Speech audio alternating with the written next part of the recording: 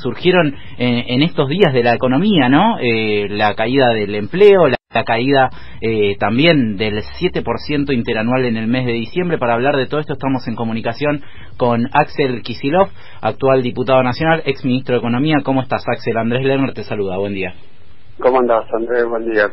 Bien, recién hablábamos con Guillermo Moretti, vicepresidente de la Unión Industrial Argentina, y básicamente lo que nos decía es, no sé por qué Macri dice que estamos mejor que en el 2015, ¿no? Porque además se atrevió a decir eso Macri en el día de ayer en el contexto de que nos enteramos que se perdieron 191.000 empleos formales en el 2018, ¿no? Sí, no, la economía no tiene, creo que ningún indicador que uno podría decir en términos comparativos que se encuentra mejor que en 2015.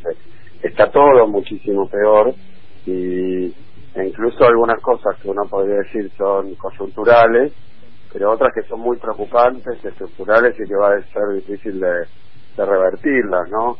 Me refiero por las cuestiones graves y de fondo, la pérdida de empresas, de puestos de trabajo, el cierre de industria y obviamente el endeudamiento externo. La verdad que haber dicho eso es una absoluta, primero de algo que ya nos tienen acostumbrados, que es esa capacidad descarada de mentir, de decir cualquier cosa, apuntando a supongo que un público específico cada vez más estrecho, porque también cuando uno ve los indicadores de confianza, popularidad o positivos de Macri pasaron del 60 y algo % al ganar las elecciones a menos del 30 como están ahora, o sea que 3 de cada 10 o menos, más bien, tienen alguna simpatía con el presidente y le creen algo de lo que dice.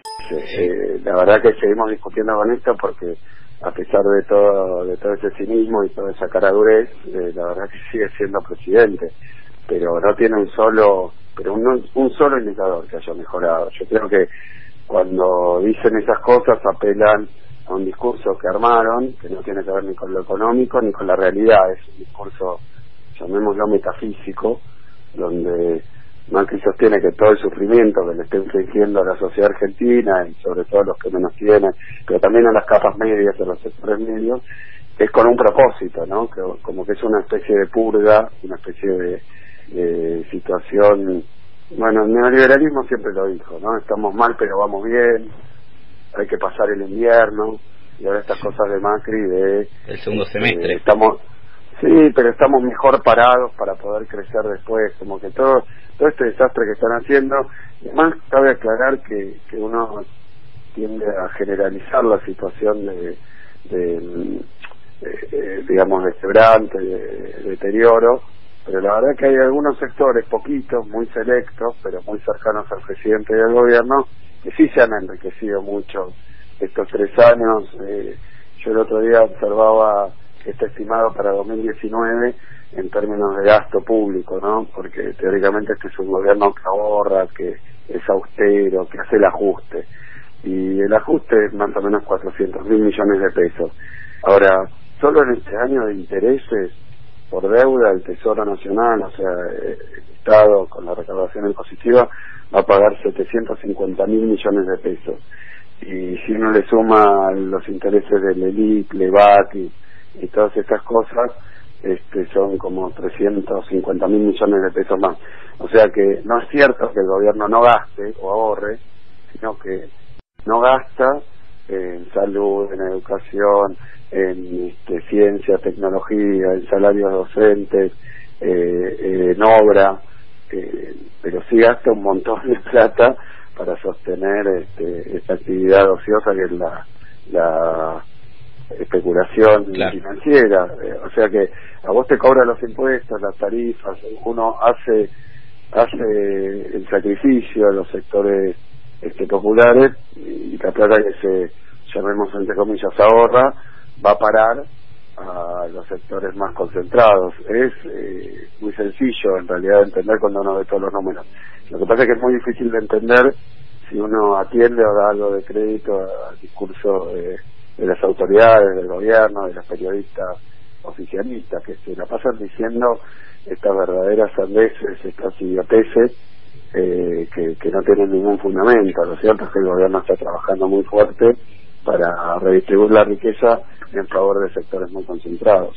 Axel, yendo puntualmente a las medidas que anunció ayer Macri, yo pensaba, Macri habló de una tasa subsidiada al 29% y hablaba con un empresario y me contaba que ese 29% en realidad también hay que agregarle gastos, intereses, y que siempre termina siendo 4 o 5 puntos más de lo que se anuncia. O sea, pensando en una tasa subsidiada por encima del 30%, ¿cuánto va a ser la inflación entonces, no? Porque si esa es la tasa subsidiada, seguramente estemos hablando de una inflación por encima de eso.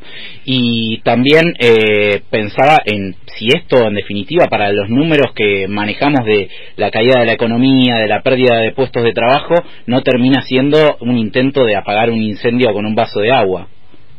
Mira, la verdad que sí, yo también ayer estuve en Ensenada y estuve recorriendo un poco la zona, así que los anuncios los estaba mirando hoy recién en el diario. Y bueno, a ver, la tasa de interés para una pequeña, mediana empresa depende un poco de su condición crediticia, si puede obtener algún crédito. Y cuando estamos hablando de crédito para la actividad productiva, para una pyme, no es que estén sacando préstamos para comprar máquinas, ¿no? Sino que simplemente venden los productos y los cobran qué sé yo, a veces a 60 días, y cuando tienen que comprar los insumos o una actividad comercial que tiene que comprar, qué sé yo, su mercadería la tiene que pagar muchas veces en efectivo, con lo cual hay siempre un descalce, lo llamamos nosotros, una diferencia entre el momento en el que cobra y el que paga.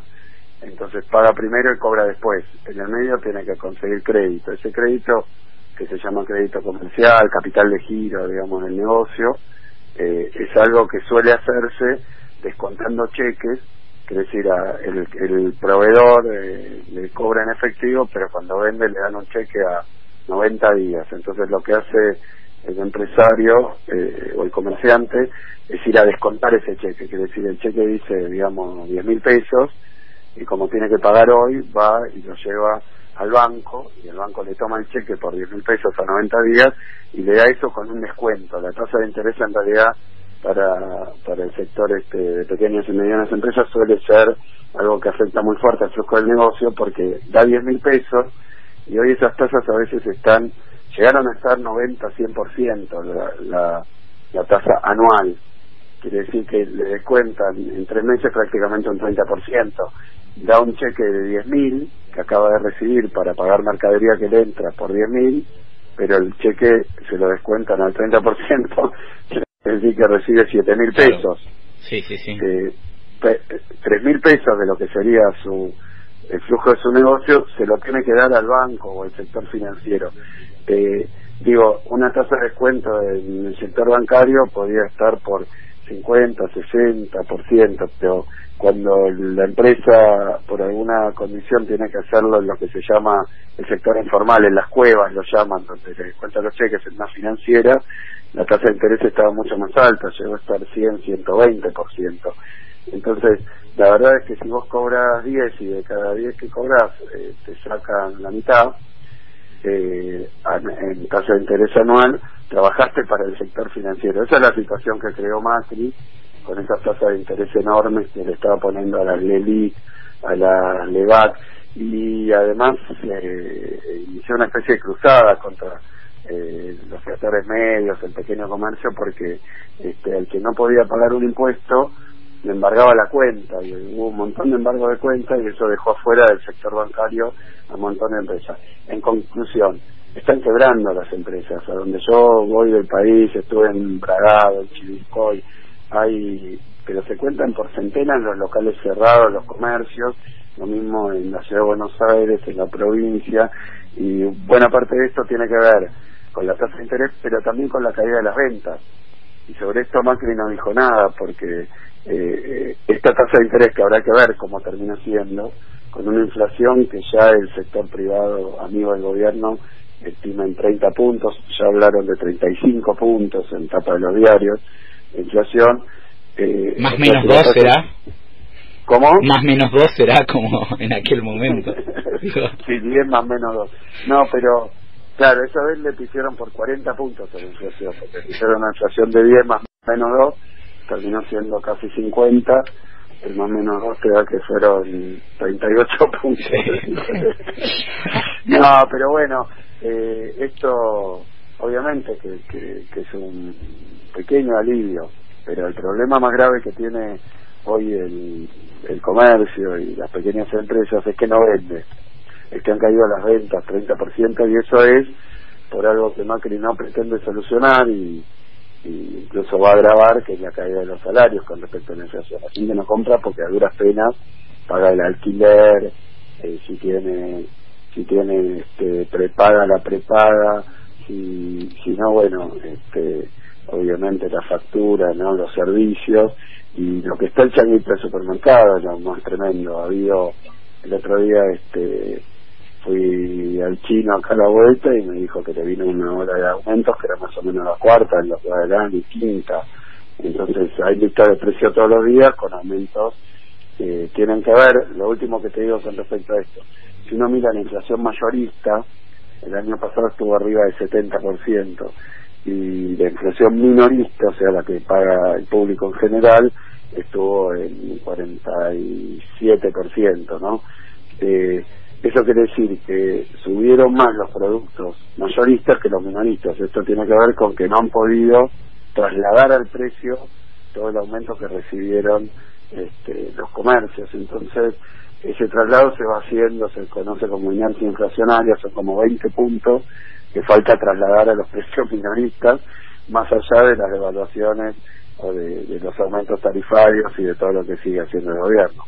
Axel, buen día, ¿cómo estás? Paula Sabatés te saluda. Te corro un poco de lo económico y te llevo a un terreno más político, si se quiere. Bueno, se habla mucho de tu nombre, de tu posible rol a ocupar de cara a las elecciones. ¿Vas a ser candidato en la provincia de Buenos Aires finalmente? Todavía no está definido. Me parece además conveniente y lógico que todavía no lo tengamos definido, siempre y cuando esa falta de resolución no impida que hagamos el trabajo que tenemos que hacer, que básicamente ya estar en campaña. Creo que hoy estamos en campaña, pero por un espacio político y en la conformación de un frente lo más amplio posible. Me parece que las etapas que yo reconozco en este camino han sido, primero, una de trabajar por la conformación de un gran frente social, político, sindical, popular, y también creo que se han obtenido resultados muy importantes, ¿no? Un frente opositor al gobierno. Después de eso hay que convertirlo en un frente electoral, y después de eso recién me parece que va a haber que decidir las candidaturas. Si hacemos al revés, es decir, si uno primero pone las candidaturas, hay algunos dirigentes que probablemente no se quieran sumar a la conformación de un frente político. En esto hay que ser muy generosos, pero como te decía antes, lo que no podemos permitir es que, no teniendo definidas las candidaturas, nos quedemos quietos, ¿no? Y por eso, por lo menos lo que yo vengo haciendo fuertemente, y no de esta campaña, digamos, lo vengo haciendo en los últimos 3 años, es recorrer todo el país, pero especialmente la provincia de Buenos Aires, haciendo actividades que tienen que ver con reuniones, con empresarios. Me he reunido hace poco también con la sociedad rural ahí en Bragado para discutir con los diversos sectores y tratar un poco de ponerlos en razón a los que están dudosos. Yo diría hoy que casi todo el mundo que votó Macri, que tenía alguna esperanza puesta en Macri, está desesperanzado, desilusionado.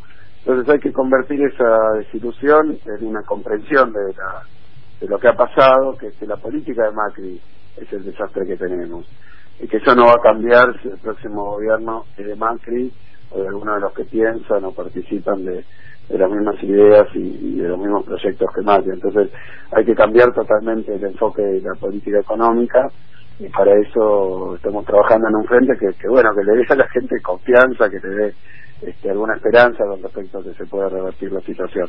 En ese camino creo que vamos muy bien, porque de hecho si uno lo mide por la caída en el apoyo que tiene el gobierno, ha sido muy muy importante. Yo creo que tenía un papel muy grande. Los que somos oposición hemos tenido un papel muy grande, porque el gobierno, cada desastre que hay, le echa la culpa a otro. Entonces corríamos el riesgo de que el gobierno cometa todos estos verdaderos crímenes económicos que lleva adelante, y que para colmo la ciudadanía, la sociedad, piense que no tiene nada que ver Macri o Vidal con lo que está pasando, y entonces le renueve la confianza. Pero afortunadamente me parece que se ha logrado unir los hechos con las verdaderas causas en grandes sectores de la ciudadanía. Bien, estamos hablando con Axel Kicillof, diputado nacional del Frente para la Victoria y ex ministro de Economía. Se habló también el otro día de tu ausencia en el Congreso del Partido Justicialista. ¿Esto fue, digamos, por algún motivo especial o porque se especuló también?